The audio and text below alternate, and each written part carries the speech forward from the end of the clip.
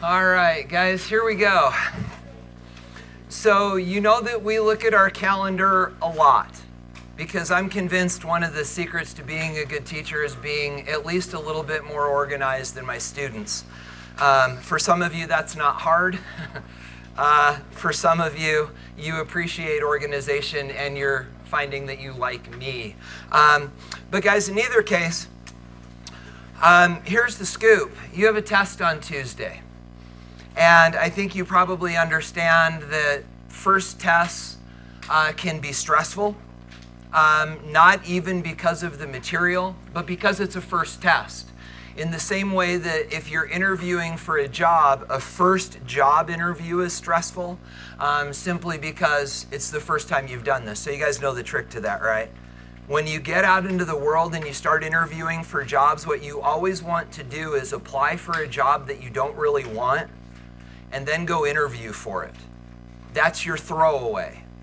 Then, when you start interviewing for the jobs you actually care about, you've already gone through the process of an interview, and so that interview you care about isn't your first interview. You can thank me for that one later. So, guys, when you're thinking about studying for this test, you got to understand that this thing's on Tuesday, and as you're starting to think about the things that you're going to do to prepare for this test, guys, I would suggest even get started. And I want to ask, and this isn't hypothetical, I really want show of hands. So guys, you are all 16, 17, maybe 18, maybe 15. You're well into your teens. Here's my question to you. How many of you have well-established study strategies that you employ as you're getting ready for tests? 3. A hesitant 3. Guys, you are adults. Many of you can drive. Soon, many of you are going to be voting, and you're well along in your academic career. And since junior high school, and we'll talk about this in a minute, you have been studying for tests. And guys, traditionally, my students tend to be the brightest people in the school. So there's 31 of you in this room, and 3 of you have any clue how to study for tests. Do you find that sobering? Because so do I. But guys, the thing that's crazy is, I was you. I was the kid in high school that you hate because I never studied for tests. The only homework that I ever did was wrote papers, and I graduated with a 4.2 GPA because we did weighted GPAs because our advanced placement and advanced class, they weren't called AP. Our honors and advanced classes were actually worth 5 instead of 4. I got no A minuses my entire high school career, and I never studied. And then guess what happened? I went to college and almost failed out my first semester of school because I had to study and I didn't know how, because my high school did the same thing to me that we're doing to you. And we tell you, make sure you study for this test. And guys, only 3 of you have any idea what that means. So guys, when did this happen? When did this idea of studying for tests start? Elementary school? Do you ever remember an elementary school teacher telling you go home and study for the test? No. Spelling test, maybe. But guys, in junior high school, I don't know if you were even aware of this, but we snuck a couple things in on you in junior high school. You know what they are? Take notes and study for tests. You never took notes in elementary school either. And then when you got into junior high school, all of a sudden you had these teachers telling you, take notes. They never told you how. They just said, take notes. And you know why they did that, right? Classroom management. It has nothing to do with learning. They do that to you in junior high school because there's no other way to get 40 hormone-ridden 13-year-olds to shut up and pay attention. You got to give their hands something to do. And so they start, Alex now feels betrayed. And so guys, understand that this is, and they never taught you how. And the same thing happened when they said study. There was a moment in time when your teacher turned to you and said, study for the test, and they never showed you how. And guys, I would propose to you that that is academic malpractice. You can't ask a kid to do something if you don't tell them how. So now, guys, you go home and you start studying for tests, and you have no idea how to do it. So you want to know what it looks like? It looks like this. So guys, my son, who's a sophomore in high school, came to me on Wednesday of last week and he said, hey Dad, I got a physics test. First one. I said, are you going to study? He said, yeah, I'm going to study. I said, all right, what are you going to do? And he goes, well, I'm going to get my book, get my calculator, I'm going to go study. Okay, Cody, where are you going to study? I'm going to go study in my room. So he goes up to his room. And about 10 minutes later, I walk up into his room, and he's sprawled out on his bed watching YouTube videos on his phone. I go, Cody, how's the studying going? Not so good. How come? I can't study up here because my desk is so messy, I have nowhere to study. I said, yeah, let's work on that later. You need to go study. Where are you going to go study? Well, maybe I'll go down and I'll study in the kitchen. And so he goes down to the kitchen, and he spreads his papers on the kitchen, and my daughter has a friend over, and they're like choreographing some dance that they've got to do in school the next day, and there's music, and there's 12-year-olds skipping around the living room, and clearly my son's not going to be able to study there. So I'm like, all right, Cody, what are you going to do? All right, I'll go downstairs. So he goes downstairs into my wife's craft room. And now he's down in the craft room, and he's got all his papers laid out, and he's sitting there, and he's studying. And so I walk away, and I give him a couple minutes to study, and then I start spying on him around the corner, right? Because I'm that kind of dad. And I start watching this kid study, and he puts his headphones on, and he's got it plugged into his iPhone, and he's doing his thing, and he starts to study, and then his phone beeps. Instagram's lighting up, and he starts fiddling with that. And then I walk away, and I come back, and the next thing I know, he's paging through his Spotify account, and he's doing, and this sounds pretty familiar, right? And he's doing all, and I'm like, Cody, no, you're not studying, you're wasting time. But Dad, I just got to find the right song. And the next thing you know, guys, he's wasted an hour and he's accomplished nothing. And guess what? That's all of you as well. So guys, here's what I want to do. I want to help you learn to study. The things that I'm going to share with you are things that I learned in college when I got my butt kicked. Guys, my grades, like in October of my freshman year, I was terrified. It's the first time, I'd never seen B's on a report card, and I got C's on my midterm grades. And I was like, oh crap, this just got real. And guys, I had to grab a hold of a bunch of my friends, because if I didn't keep my grades up, I'd lose my scholarships. And so I ended up grabbing my friends and asking them how to study. And guys, I'm gonna share with you some of the things that I've perfected over the years as I needed to learn how to study. Now guys, along the way, I know that you've got some ideas too. I'd love for you to throw those things in. A lot of what I'm going to share with you is based in research, and I'll try to share that stuff with you as well. But guys, here we go. So all of this is based on the idea that you actually care to do well on this test. If that's not the case, or you're willing to roll the dice and see how it goes, with the understanding that there are no retests, right? No retests? So guys, it's one and done. So if you want to roll the dice and see how it goes, that's your choice. But if you're really committed to studying, guys, this is what I would suggest you want to do.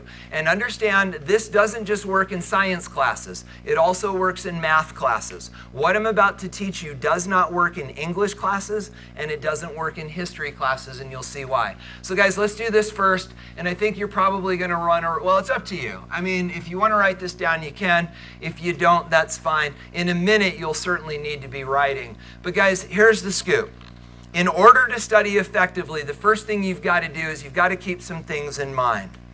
So guys, the first thing is this. When you study, it has got to be quiet. Zero distractions. And guys, I understand that some of you are the oldest of 11 siblings. Quiet doesn't exist in your home. So what do? Run away. Go to the library, the public library, come to the school. This building is always open. You'll certainly find a quiet corner. But guys, you've got to get out of your house if your house is crazy. Or you've got to lock yourself in a room where you have zero distractions. You got to find a quiet place. Guys, thing number 2 is this. You're going to need to come to the table, literally, with some materials. So, for a chemistry test, and this is different in math, and it's different in physics, and it's different in biology, but guys, for a chemistry test, I would propose to you, these are the things you need. You need a paper and pencil.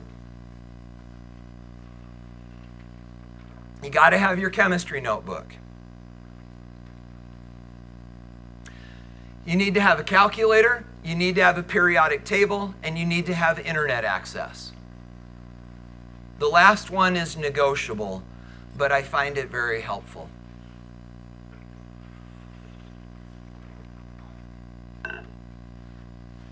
Did I miss anything? Did any of you just like totally connect with the description of my son studying? It's your life, right? Everything except for like some things, but other sometimes like okay, it's even weirder that he has the same name as me. Oh yeah, my house is a mess. I'll be the first one to admit it. All right, so guys, you found a quiet place to study. You've got your stuff gathered together. Now we need to talk about some variables. You ready? What about this? Well, first of all, you got to figure out what's on the test. In high school, this can be hard. In college, this gets easier. So guys, let's talk about this. First of all, let's talk about my class. So if you want to know what's on the test in my class, what do? No, you don't even need to ask. I've already told you. Atta kid. You grab your homework packet. And you turn to the very last page. The study guide. Guys, this is what's on the test. We'll talk more about this in a minute, but guys, I do the legwork for you. I will give you the study guide. Now guys, you probably have other high school teachers that give you study guides, and that's good. Guys, what do you do if you have a high school teacher that doesn't give you a study guide? Well, we can talk more about that later. It doesn't really pertain to what we're doing here. But guys, let me offer you another suggestion, and this is going to sound kind of sketchy until you hear me out. Guys, in college, how do you find out what's going to be on the test? Typically, no. Let's talk syllabi, though. Guys, every college professor has to give you a syllabus. The plural is syllabus. They have to give you a syllabus. And on that syllabus, they have to tell you what you're going to cover every day and when the tests are. That's a syllabus. Typically on there, they'll tell you the major topics that you're covering, but they don't drill down deeper than that. It tends to be pretty superficial. So guys, in college, how do you figure out what's going to be on the test? 2 tricks, ready? Trick number 1 is this. Find out what your professor's research emphasis is. Guys, university professors love to talk about the stuff they care about. And when you're in college, your university professors will craft their courses to match their research. So if you've got a professor that's doing a bunch of research into proteins, guess what general chemistry is going to be about? Proteins. If you've got a university professor that's doing a bunch of research about electron structures of atoms, that's what a lot of your class is going to be about. They love to talk about their research. So a lot of times the class will be slanted in that direction. But guys, what's the other way to figure out what's going to be on the test? You ready? Find people that have already taken the class and ask them for their tests. If you know that you have Chem 107 with Dr. Ball, you need to be wandering around the BYU campus with a sign that said, "Did anybody take Ball for 107 last year?" And when you find that person that did, you give them donuts in exchange for their tests. Because guys, you want to be studying off of old tests. Now you're going, wait, isn't that cheating? Guys, do you understand that that is not cheating? The idea is this. If a professor, they call it turning it out into the wild, if a professor turns a test out into the wild, unless that student stole it, that's bad. But if that professor turned that test back and said, you may keep it, that test is now in the wild. And if it's in the wild, it's fair game and you have every right to study off of it. So guys, get old tests from other students and study off of them. It's a great way to study. So anyway, guys, back to this idea of what's on the test. Understand that for our class, I've already given you the study guide. Okay, so now let's talk about some variables. Guys, what about studying with friends? Good idea or bad idea? Can be good, can be bad. So guys, in Utah County, I'm guessing a lot of you are familiar with the idea of missionary dating. Are you familiar with the idea? You see this boy, you think he's cute. If you're LDS, he's not of the same faith, and you date him with the hopes of converting him so you can marry him. Missionary dating, okay? Guys, here's the deal. You do not want to engage in missionary studying. You do not want to study with somebody you want to date. Seriously, it doesn't get you anywhere because you're more concerned about flirting than you are about learning, and it's going to be a total waste of time. So guys, here's the general rule with studying. Only study with people that you find intelligent and ugly. Got it? Same thing. Yeah, so guys, you want to go for smart and ugly. Do not study with people that you're attracted to because it doesn't work. Are you just being already called out as the study partner? Guys, so don't be, you realize you're offended now, right? Because if somebody goes, hey, Alex, want to study? You know they think, one, you're smart, and two, you're ugly. So you just got to roll with it, and it's okay. I know, it is kind of insulting. But guys, in all seriousness, and that doesn't mean that what I just said isn't serious. I'm really serious about that, guys. You really can only study with people that you know you can work with. And typically attraction overrides any productive work. But guys, here's the trick. If you're going to study with friends, it's a great idea, but I'm going to show you how to do it intelligently with your ugly smart friends. But guys, understand that I'm going to show you how to do this intelligently, because if you don't, it's going to be a waste of your time. Now guys, what about this? Study with music. Okay, you've heard the classical music story, and that's only true if you normally listen to classical music. I'm going to share the research with you, whether you like it or not. Guys, the research goes like this. If you're going to study with music, it has to be music that you are so familiar with that it fades into the background and it's not distracting. Okay, so if it's classical, for me, classical music would be distracting because I don't listen to it frequently. But guys, I can throw on other genres of music and it doesn't distract me. The other thing we've got to talk about this, headphones. No. Guys, the research shows they've actually sat students in cubicles and watched them study when they didn't know they were being watched. And guys, and I'm preaching the truth. You know this is the case. If you're studying with headphones, it means your headphones, they're not attached to just a little MP3 player, right? They're attached to your phone. And if they're attached to your phone, you've already introduced a huge distraction into your world. You should see my son mow the lawn. He pushes the mower for 30 feet and then he stops and changes songs. It's actually really disgusting. Guys, it doesn't work. So here's the deal. And again, it's your choice. But guys, if you're going to listen to music, it's got to be through a speaker and it has to be out of your reach. Other than that, it's going to actually cause problems. And it could just be the tinny little speaker on your phone, or it could be, I don't know, Bluetooth, whatever. But guys, it's got to be out of reach, and your phone has got to be out of reach as well. In addition to that, here's the other thing you've got to do. Shut off notifications on your phone. You don't want your Instagram feed blowing up while you're sitting there trying to study. Shut it off. And guys, I was about to say I'm as addicted to my phone as some of you are, but that couldn't be the case.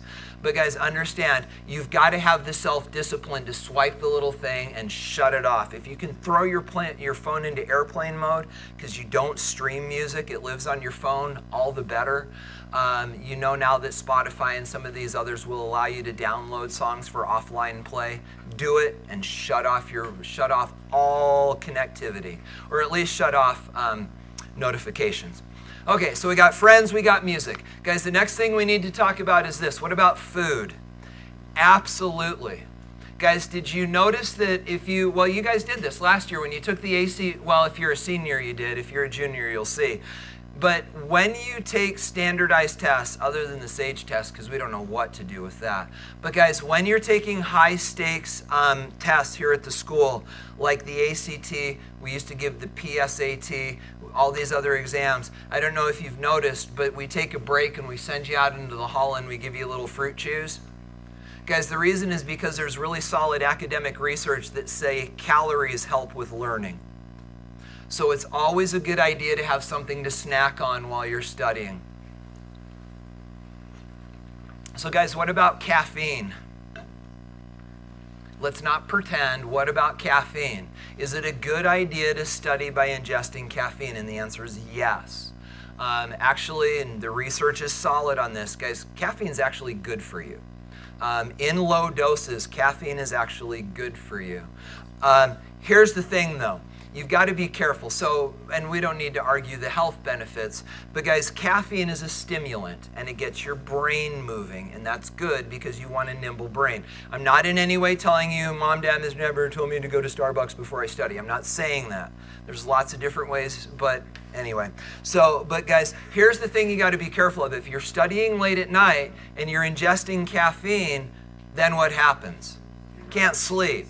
And then you're sleep deprived, and anything that you gained is lost because you're tired. So guys, you got to be careful, but understand food is always a good idea, and caffeine responsibly. So guys, what about this? What about exercise? There is phenomenal research that shows that if you're, and again, this is if you do this normally, exercising before studying actually gets the endorphins flowing.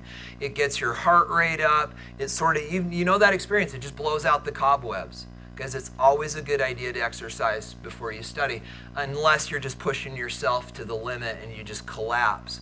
But moderate exercise is a great idea. That's next. Yeah, so let's talk about breaks. Yeah, guys, Jessica's right on it. Breaks are a great idea. The research says this. It's called the 20 to 5 method. 20 minutes of study, 5 minutes of break. I love what you're saying. You like to take a longer break and get out and do something. But guys, understand that the research is showing right now, well, this is maybe a couple years dated, that that maximum balance between work and break is 20 to 5. So 20 minutes of study, 5 minutes of break. But understand, guys, all of this is, can I use the word predicated? All of this hangs on the idea that you come back in 5 minutes. If it's 5 minutes that turns into an episode of whatever, that don't work. So guys, it's got to be balanced. Were you just twirling, or did you have a thought? Yeah, are you okay? Okay, so guys, what about this then? What about a schedule? And by that I mean, how much do you need to study? Well, guys, what I would propose to you is this. Well, and if we're real about this, test is on Tuesday. When would you probably study? Monday night. And guys, you may very well get away with that. But what you also may find out is that you need more time. So this is what I'm going to propose to you. Guys, I'm going to show you a method of study that you're probably going to want to do a couple days before the test.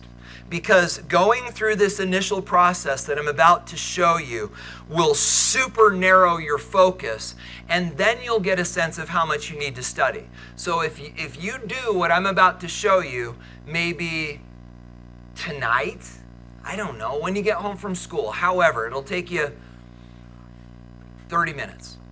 And then guys, once you've done this, you can then intelligently say, can I cram the night before, or do I need more time to study? You've got to establish a schedule. So guys, what does this look like? Well, let me show you how to study for science tests. And all of this hinges on you knowing what's on the test. But guys, let's go there because you know what's on the test. Guys, this is what's on the test. Grab the paper.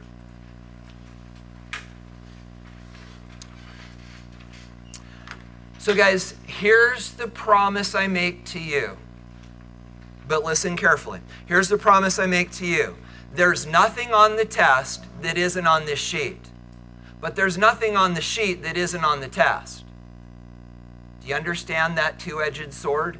Guys, what does it mean that there's nothing on the test that isn't on the sheet? What does that mean? I'm not wasting your time. I'm not throwing stuff on the study guide just to go, I'm going to make them study that. It's not on the test. I'm not going to do that to you. I respect your time. But guys, what does it mean that there's nothing on the test that isn't on the sheet? You can't skip stuff. If you get to something on this sheet and you go, I don't know that, you don't get to go, it's probably not on the test, because guess what? It will be. So guys, you've got to cover all of this. With that said, there's an omission on the sheet, and I'd like you to add it. Guys, down here at the bottom in the be able to do's, it says significant digits. I forgot to add that in the be able to do's. By the way, guys, for the rest of the year, we will not put these in your homework packet. We did that this time just because we wanted to make sure everybody had it and it's the best way to distribute it. But obviously it brings up problems because if there are omissions, and I'll always post them online, but I'll never hand them to you simply because I can't make changes universally. So, did y'all add significant digits? You good? Okay. So guys, imagine the setting now, right? We've gone through that whole page. You got a quiet place. You're sitting across from somebody that is remarkably bright and unattractive. You got your Mountain Dew. You got the music in the background. You got all of your stuff in front of you. You're ready to study. What do? Well, guys, I would propose to you, that probably 100% of you, if you were going to study, whether by yourself or whatever, you would grab your notebook and you would start paging through your notebook, right? Guys, if you start studying by looking at your notebook, you've already doomed yourself to failure. Never study out of your notebooks. So now you're going, wait, then why didn't Appenberger have us set up and keep a really organized notebook? They're important, but they're not first. And guys, if you watch my hands, you'll understand why. Ready? You need to crawl into the mind of your teacher. So I'm your chemistry teacher, right? So what's my job? Teach you chemistry. But guys, chemistry is huge. So when Miss Call and I sit down and figure out what we're going to teach you, what do? Well, we take all of this stuff called chemistry, and what do we narrow it down into? Units. Guys, you got to think like a teacher. We take the material and we break it into units. And then what do we break those units into? We break those units into cycles. And it goes a couple days of homework and a lab. And a couple days of homework and a lab. And a couple days of homework and a lab. And when we do that 2 or 3 times, then it becomes a test. You get the idea? Isn't that the way all of your math and science classes work? They all work this way. So guys, here's the trick. What do Miss Call and I do then when we sit down to write the test? Do we look up here and look at chemistry to write this test? No, too much material. Do we look at the unit overview, which is what you find in the syllabus in college? Do we look at the unit overview? No. Where do we go to figure out what's on the test? We go down to the homework assignments and the labs. Now guys, here's the deal. Is everything that's in the homework going to be on the test? It is not. So guys, the trick is this. When you start going through your notebook, what you're going to see there is homework and labs. And guys, that's still too broad. So when you start studying, you don't want to start reading through your homework because that's more than you need to study. So what do? Well, guys, again, it all comes down to this. What you're going to do is you're going to figure out what's on the test. Again, I will tell you. If your teachers don't tell you, we talked about some things you can do. There are other things that we could talk about more later. But guys, once you've figured out the test, here's what you're going to do. Guys, this is everything that's on the test, right? Let's see if you can figure this out. How is this organized? You'll notice that it is organized. How is it organized? I would suggest to you that it's organized into two groups. What are they?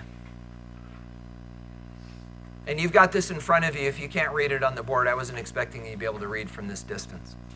How's it organized, gang? Do you see it, Jessica? Guys, that's it. Those are the verbs that are going to dictate the way that you study. Circle them with me if you would. Guys, there are things that you've got to know, and there's things that you've got to be able to do. And guys, here's the deal. If you screw these up, you're going to kill yourself studying.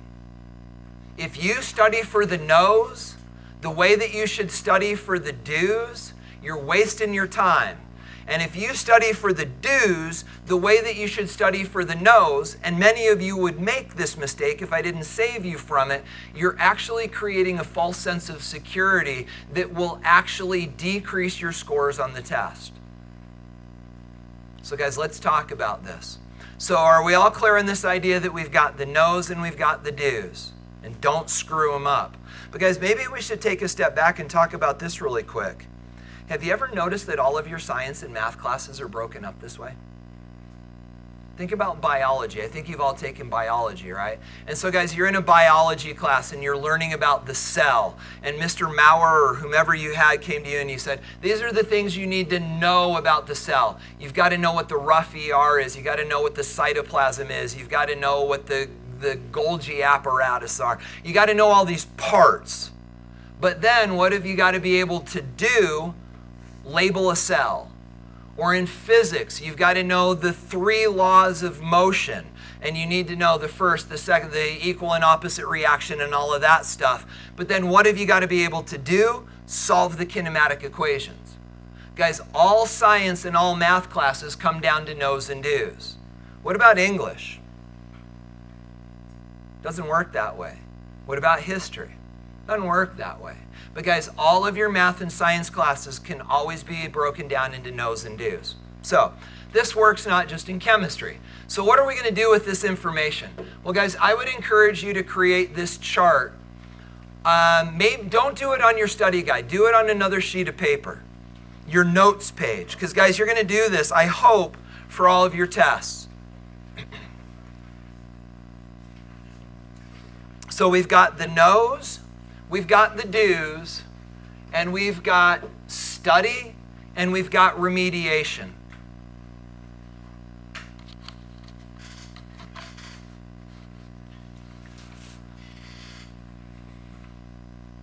Okay, so guys, let's talk about the no's first. The no's are things you got to know. So here's what you're going to do. Oh, you're still writing.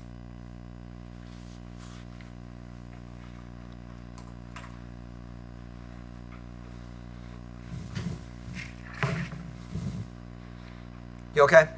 So guys, here's what you're going to do to study for the no's. You know what I'm saying.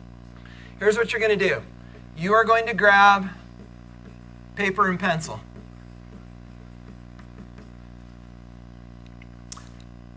This has to be paper and pencil. Research is very clear on this. If you just talk your way through this, it is not as effective. This has got to be paper and pencil. And guys, what you're going to do is this. You're going to go through the list and you're going to brain dump everything that you know about everything that's on the list.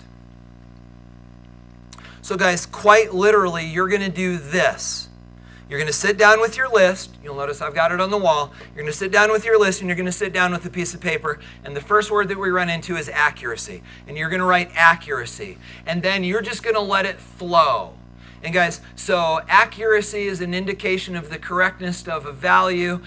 We can make measurements more accurate by taking multiple measurements and taking averages. Accuracy can be reflected mathematically by percent error. And you just start dumping everything that you got. Now guys, very quickly, you're going to know in your gut. It's almost emotional. You're going to know in your gut whether or not you understand accuracy. You're not even going to need to look in your notes. You're going to know. If you sit down and it just flows, all this stuff you know about accuracy, guys, if that happens, you can just go, yep, I got it. Because what happens if you sit down to accuracy and you go, I remember Knappenberger drew targets on the wall. You're not okay. Now, guys, here's the thing. When you identify those things that you don't understand, all you're going to do is put a star or a frowny face or whatever you want to do. You're going to put a mark next to those things that you don't understand. You're not going to fix it. You're just going to identify it and move on. And then, guys, you're going to continue, and you're going to do this for each one of these points. Now, guys, what if you're doing this with a friend? How do you handle that? Don't talk about it. Guys, if I'm studying with a friend, if like Faith and I are studying and we come to accuracy, I'm not going to turn to Faith and I'm not going to go, hey, Faith, what's accuracy? Because all that tells me is that Faith knows it. I may not understand it. So if you're doing this with a friend, guys, what you've got to do is you've got to go, okay, Faith, let's do accuracy. Write down accuracy. I'm going to write down everything I know. She's going to write down everything she knows. And then maybe afterwards we could talk about it if needed. But guys, you don't want to talk about it at first because all you're doing is learning. You're not learning. You're just cheating off of each other. And you got to be careful. So you're going to go through and you're going to do this for every single one. But guys, what about something like this where we get down to significant digits and the no's? If significant digits is a no, what does that look like? Well, it doesn't look like this. If you know significant digits, you're not going to go 1.230 and ask yourself how many significant digits is in that number. That's not a no, that's a do. Now you're doing something. So guys, what does it mean to know significant digits? You need to know what they are. Significant digits are numbers that communicate accuracy. That's what you need to know. It's also under the do's. But as far as the no's go, that's what you've got to know. And you're going to go through and do that for each one of these. Do you get the idea? So let me ask you a question. How long would that take to do all, what are there, 15 of these? How long would it take to do that? I mean, what do you think? 20, 30 minutes? Not the end of the world, right? But guys, look at what you just did. I would propose to you that by the time you get to the end of this list, you will have crossed off at least half of it as stuff that you already know. But guys, if you had just sat down and opened up your notebook, you realize what you're doing is you're studying a bunch of stuff you don't need to study because you already know it, and you're missing the stuff you didn't know because you haven't identified what you need help with. So guys, these 20 to 30 minutes will save you huge time in the long run. So, guys, the question then becomes this. What do you do with the stuff that you put the stars by? The stuff that you don't know. We remediate. So guys, how do we remediate the stars? You ready for the research? Flashcards. These are things you need to know. And the way to do that is flashcards. The physical experience of writing down the right information on a flashcard. You know, you put accuracy on the front and then all the info on the back. Guys, that actually leads to learning. But here's the question. How do you know what to write on the back if you didn't know before? That's when you go to your notebook. So guys, you write down accuracy on the front of your flashcard and then you go, okay, now I need to know about it. Now you grab your notebook. Now you grab your study partner. Whatever you need to do. This is maybe when you jump on your phone and you Google it. But guys, let me warn you, especially in science, be really careful with Wikipedia. Guys, you guys understand Wikipedia is edited by everybody on the planet, right? And guys, Wikipedia is a very prideful place. People love to chest pound on Wikipedia and show how smart they are. And a lot of times on Wikipedia, you're going to get answers that extend far beyond what you need to know for this class. So be careful, but it's not a bad resource. And then guys, you make flashcards, you stuff them in your pocket, you're falling asleep in church on Sunday, you break them out and you start studying. You don't need to do that. But guys, whenever you have time in your world, you start studying your flashcards and you start committing these things to memory. You get the idea? Okay, so that's what you do with the no's.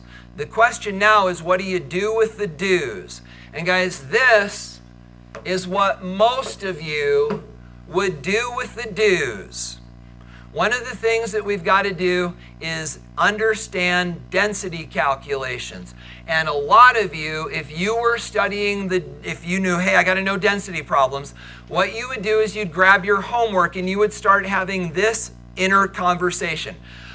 Okay, density is mass divided by volume. Okay, I know that. And a mass, there's this number. Okay, I'm not really sure where that came from, but it looks good there. I knew before, so I'll just, and then there's a number, and then I did that and 2, and okay, got it. And now I'm going to come down here to number 3, and gosh, that one looks bigger.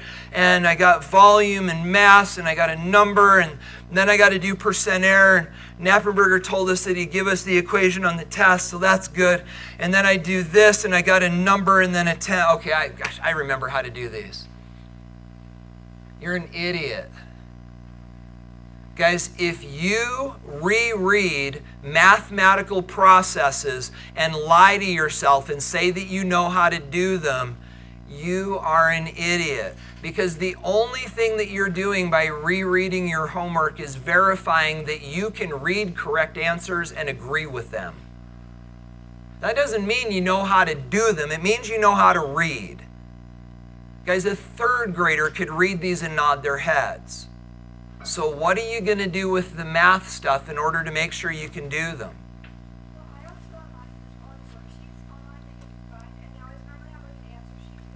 Absolutely. Find other problems. But guys, I would propose to you this. You've already got a whole bunch of these. They're right here. Don't even do that, because I guarantee you didn't memorize them. Guys, if you just cover over these answers, you're going to solve these like you'd never seen them before. I guarantee you that's the case. Understand, you could change the numbers, but then they're the same processes, so you may as well use the original numbers. The trick is, guys, cover over the answers. And if you can't do that because the answers are tied up in the problems, go to my website and every single homework assignment is posted. Print new copies. And guys, you could very easily go back and rework these problems and then check the answers against the answers that you already know are right. And you'll very quickly figure out whether you can do these or not. Then if you need more examples, I totally agree with you, Jessica. Go back and find others, but I would try these first, okay? So guys, what about this then? What if you're getting them right? Boom, and we should go back and do this. Let me go back. So guys, let's go up. And let's go here, and then let's go here, and then let's go here, and here, and here, and here, and here. So guys, the do on these is rework. It's got to be rework, not reread. Rework your homework. Now guys, what if you're getting them right? Then you know how to do them. What if you're getting them wrong? Now let's talk. The first thing that you want to do, rewatch the screencasts. Guys, every single thing you've ever learned in this class computationally is on YouTube, on our screencasts. Rewatch them. What if that doesn't work? Then what you want to do is collaborate. And actually, if you're studying with somebody, you could probably collaborate with somebody right away. So if Faith and I are studying together, and if I'm stuck on calculating density, I'm going to try the problem while she's trying the problem. And when we're done, we can go, hey, Faith, I didn't know how to handle significant digits on this. And she may go, here, let me show you. Or she may also go, I don't know either. And then you go to the screencast. But guys, understand that if Faith and I are studying together and we try to solve the problems together, I'm fooling myself. Now guys, what if you still don't know how to do these? Well guys, I would suggest that the next step, which could even be the first step if you want, is come talk to me. Guys, let me let you in on a little secret here. If you're about to take a test, who do you want to study with? The guy that wrote the test. That would be me. Guys, you would be surprised at the things that I just let slip because hey, I don't know how to do this. And you know what? This is what it's going to look like on the test. I probably shouldn't do that, but teachers do that all the time. So guys, work with your teachers. What if that doesn't work? What if you're stuck? What if you're not at home? What? So guys, I would recommend against this. Khan Academy has become the source of all learning for so many people. And Khan Academy, are you guys familiar? Khan Academy was actually a YouTube channel that was set up by some Silicon Valley guy that found that his precious little children weren't getting the math education that they needed. And so he decided to do something about it and set up this Khan Academy channel in order to provide math education for kids around the world. And then it just mushroomed from there. And now there probably isn't a subject that Khan Academy doesn't cover. With that said, the chemistry content is rubbish. Guys, unless they've changed it radically in the last year, the chemistry content on Khan Academy is poorly produced. I mean, it's free. We can't throw stones because it's free. But guys, it's not good stuff. Let me offer you another suggestion. I'm going to write it up here so you can see it. If you're looking for good chemistry stuff, get on YouTube and go to Bozeman Science. This guy's lights out. He is an AP science teacher at Bozeman High School up in Bozeman, Montana. And guys, I have no idea how he pulled off what he did while he was teaching full-time. Since then, the National Science Foundation has actually hired him away from Bozeman High School, and he's now creating content and touring the country, showing people how to use his stuff. But guys, he put together these videos while he was teaching at Bozeman High. And actually, I understand he just went back to Bozeman. He escaped his National Science Foundation gig, and now he's back in the classroom, which is cool because my nieces and nephews go to Bozeman High. But anyway, this guy's good. So go to the Bozeman Science YouTube channel and then start searching for stuff with chemistry. And like if you go Bozeman Science Density, it's actually great stuff. It's the science, it's the theory, it's the math. He does a great job. So guys, I would propose to you that if you'll invest the time to do these things before Tuesday, you're going to be ready for the test. The question, though, is it worth the effort? And guys, the answer may be yes. The answer may be no. Maybe this isn't a priority for you and you don't want or need to invest the time. Maybe, guys, you're feeling confident going into this first test and you're like, I don't need to study because I'm sure I'm going to nail this. Guys, I would propose to you that for a first test, you want to be over-prepared. Maybe after that you can start to gauge things. But if nothing else, guys, understand these strategies don't just work in high school. They work anywhere. This is good stuff. And so use it. You could probably even change this. This isn't the only way to approach this, but I would propose to you that it's a good foundation. So things to add, questions, thoughts, concerns. Y'all, yeah, please. Yeah, thank you. So the test is 75 bubble sheet questions. That's not all multiple choice. For example, not surprisingly, because one of the things you've got to be able to do is significant digits. You'll see a section on the test where I gave you like 10 numbers, and you have to tell me how many significant digits are in the numbers, but A is 1, B is 2, C is 3, and so on. So there's 75 bubbles you're going to fill in, but it's not 75 multiple choice questions. So, and then let me roll for a second, Alex. Guys, full disclosure, right? I think I've already told you this. The last page of the test is a lab.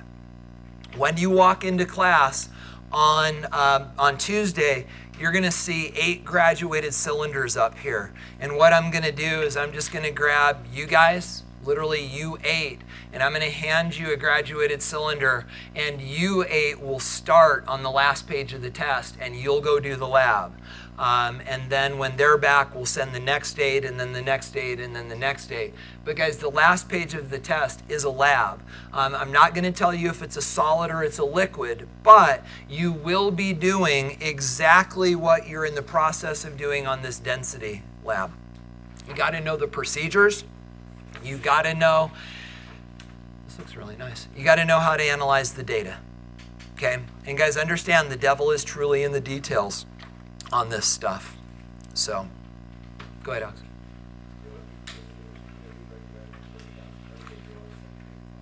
Say that again. What's a Quizlet? Oh, I'm not even familiar with that. I've given you this, but I've never even heard of Quizlet. So what does it do? I do or you do? I do. Okay. Oh. Mr. Maurer did it. Huh. I've never even heard about it. Do you find it useful? Okay. I mean, I could, I guess, let me look into it. I don't know. I mean, my initial response is it sounds really interesting, but then you're tied to a device, right? Does it work on your phone? Yeah. Okay.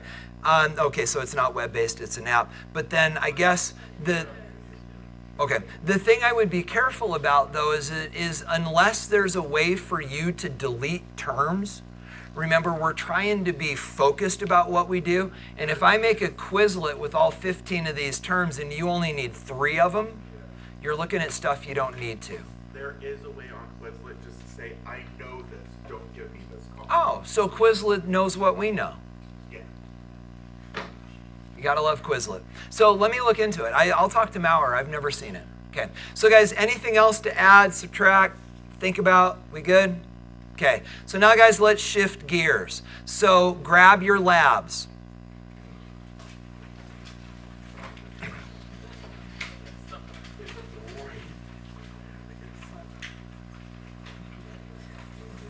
Okay, so guys, we've got about 30 minutes left, a little bit less. These labs are due on Tuesday. If you get them done today, do not turn them in. Why? They're on the test. Wouldn't it be great to have them at home to study off of? So guys, understand, you will turn these in on Tuesday. I've shown you a model for what the tap water calculation should look like. If you do not remember, guys, the tap water calculations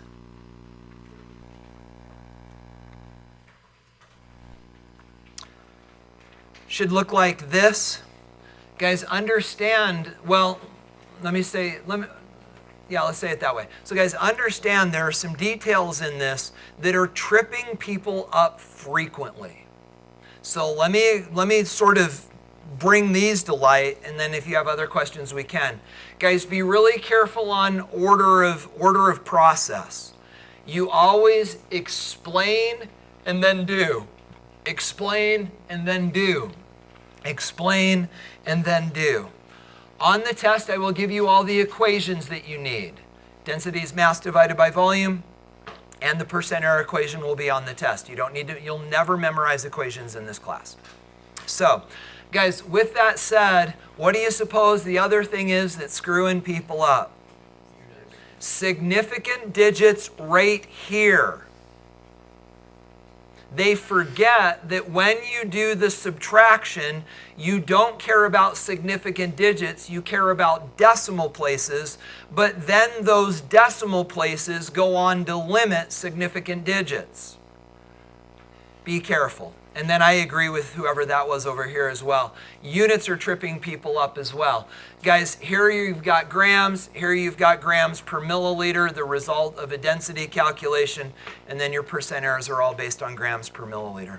So guys, you have the remainder of the class period to work on these. If you're done with the lab, you could start going through the no's and the do's. So guys, we all have productive stuff to do for the next 25 minutes. We're going to focus and we're going to make this time productive. Please get me involved. I'd love to edit your labs. And guys, the rest of the time is yours.